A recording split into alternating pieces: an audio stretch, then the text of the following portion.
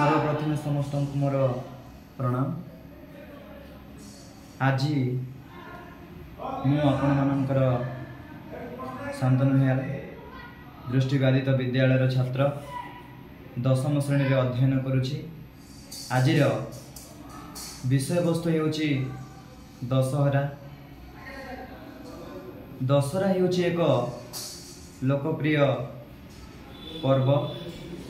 यही दशहरा आम ओडिशा आम जिला कोरापुट रे पालन करा जाय नै, सारा भारत रे पालन करा जाय। यही पर्व पूर्व कालरू पालित हो आसुछि।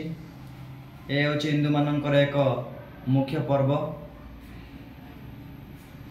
यही दिन माता दुर्गा पूजा पाती, सेतिपाई यही पर्व को आमे दुर्गा पूजा बोली मध्य कहि थाउ।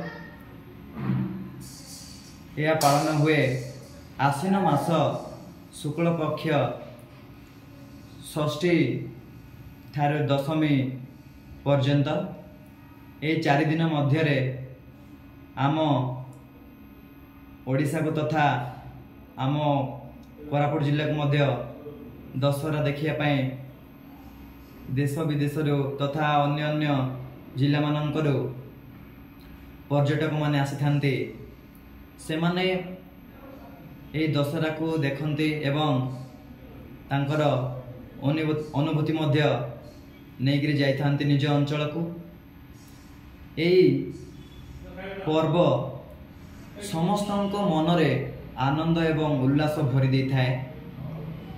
ये पर्व केवल दुर्गा पूजा को ही पूजा करा जाए नहीं, तांको सहित अनेक देवादेवी पूजा पाती, जेमिति कि पार्वती, शिव, गणेश, कार्तिक इत्यादि देवी।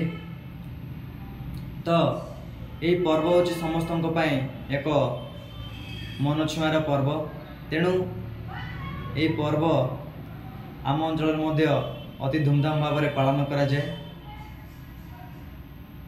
तेणु आज पर्व विषय मत कहवा